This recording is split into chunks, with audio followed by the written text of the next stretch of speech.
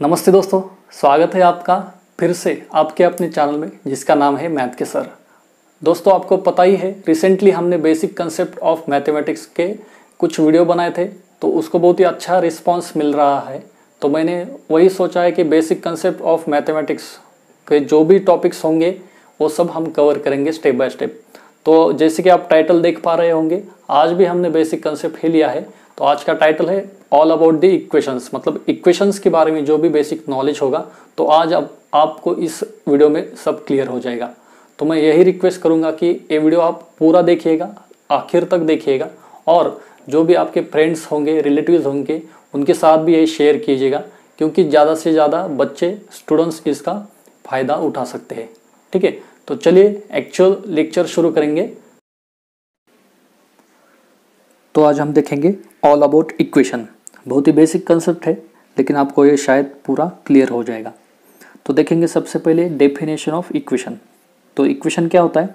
तो equation is nothing but a statement in which two quantities are equal is known as equation. मतलब क्या होता है, कौन सा भी अगर स्टेटमेंट होगा तो वहाँ पे दो क्वांटिटीज इक्वल होनी चाहिए, और एक आगे जाके हम कह सकते हैं कि what is on the left side is equal to what is on the right side. मतलब क्या, जो भी लेफ्ट हैंड साइड में होगा वो राइट साइड के बराबर होगा, मतलब इक्वल होगा। सपोज हम यहाँ पे एग्जांपल लिया है 5 + 4 इज इक्वल टू 10 - 1। मतलब क्या, 5 + 4 कितना आता है? ऑब्वियसली 9 आएगा। 5 + 4 है ना, 5 + 4 इक्वल टू कितना आएगा? 9 आएगा। और 10 - 1 वो भी कितना आएगा? 9। मतलब हम क्या कह सकते हैं इन दो इक्वेशन से कि 5 + 4 इज इक्वल टू 10 - 1। इसका मतलब क्या है, जो भी LHS को है, LHS मतलब क्या है? Left hand side. जो भी LHS को है वो क्या होता है? Is equal to RHS। मतलब इक्वेशन बहुत ही बेसिक है, जो भी LHS को होगा वो इक्वल टू RHS होगा। सपोज और एक एग्जांपल लिया हमने 12 + 2 इज इक्वल टू 7 × 2। मतलब क्या, 12 + 2 कितना आएगा? 14 इज इक्वल टू 7 × 2 कितना आएगा? 14। मतलब 14 इज इक्वल टू 14। मतलब ये क्या होगा? सब इक्वेशन हो गए। और एक हम बता सकते हैं, अगर LHS में कौन सा भी टर्म होती है, suppose 2x - 3 is equal to 0। इसका इंट्रोडक्शन हम बाद में देखेंगे, लेकिन एक कंसेप्ट खाली बताएंगे अब कि इज इक्वल टू 0 अगर आ गया तो उसको भी हम क्या कहेंगे? इक्वेशन कहते हैं। इसका मतलब अगेन सेम होता है, अगर LHS इज इक्वल टू 0 भी आ गया तो उसको भी हम क्या कहेंगे? इक्वेशन कहेंगे। ठीक है, उसके बाद हम देखेंगे पार्ट्स ऑफ एन इक्वेशन। मतलब क्या, इक्वेशन के भी पार्ट्स है, वो भी हम देखेंगे। तो सबसे पहले एक एग्जांपल लिया है हमने, वो क्या है? 5x - 9 is equal to 6। ठीक है, मतलब 5x - 9 इज इक्वल टू 6। यहाँ पे क्या हम देख सकते हैं, 5x - 9 लेफ्ट हैंड साइड में है और is equal to 6 right hand side में, और इन दोनों के बीच में इक्वल साइन है। मतलब ए क्या होगा? ए भी एक इक्वेशन होगा। लेकिन उसके पार्ट्स हम अब देखेंगे। यहाँ पे 5x है तो इसमें का 5 जो है उसको हम कोएफिशिएंट कहते हैं, इसमें का x है उसको हम वेरिएबल कहते हैं, जो साइन है माइनस उसको हम ऑपरेटर कहते हैं, और जो 9 और 6 है उसको हम क्या कहेंगे? कॉन्स्टेंट्स कहेंगे। इसका भी हम डेफिनेशन, मीनिंग्स वो भी देखेंगे आगे जाके, लेकिन सबसे पहले और एक एग्जांपल से हम क्लियर कर सकते हैं।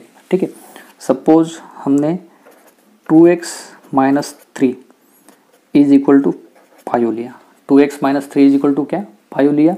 तो ए भी क्या होगा? एक इक्वेशन होगा। यहाँ पे 2 क्या होगा? कोएफिशिएंट होगा। इसको क्या कहेंगे हम? कोएफिशिएंट। ठीक है, x को क्या कहेंगे? वेरिएबल। 3 को क्या कहेंगे? 3 और 5 को हम क्या कहेंगे? कांस्टेंट। मतलब ये सब क्या है चीज़? ये सब variable, constant, coefficient and so on, ये सब क्या है? तो पार्ट्स ऑफ एन इक्वेशन है। इसकी भी हम डेफिनेशंस एंड मीनिंग्स देखेंगे। हाँ, तो अब देखेंगे meaning of part of an equation. मतलब अभी हमने जो देखा variable, constant and so on, तो उसको हम क्या कहेंगे? थोड़ा ब्रीफली जानेंगे। तो सबसे पहले वेरिएबल है। तो वेरिएबल का मतलब क्या होता है? It is a symbol for a number. मतलब एक नंबर होगा उसके लिए जो भी सिंबल आएगा उसको हम वेरिएबल कहेंगे।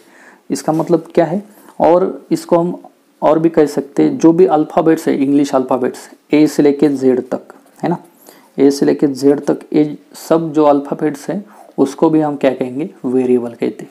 ठीक है, मतलब यहाँ पे हमने क्या मेंशन किया है, it is a symbol for a number, मतलब क्या जो भी नंबर होगा उसके लिए जो भी सिंबल आएगा तो वो क्या होगा, वेरिएबल होगा।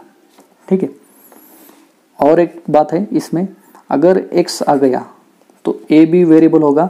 तो यहाँ पे अगर नंबर नहीं दिखाई देता तो भी यहाँ पे क्या आता है, 1 आएगा। कुछ भी नहीं होता मतलब 1 आएगा, तो वो क्या होगा, अगेन सिंबल, मतलब ये सिंबल है फॉर किसके लिए, नंबर, मतलब सिंबल फॉर नंबर। ठीक है,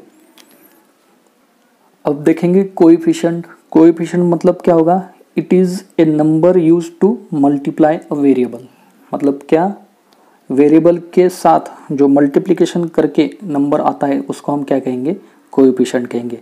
और एक बात है यहाँ पे, variables without a number next to them have a coefficient of 1, मतलब क्या, वेरिएबल विदाउट ए नंबर, अगर नंबर नहीं होगा वेरिएबल के साथ तो उसका कोएफिशिएंट क्या होगा, 1 होगा।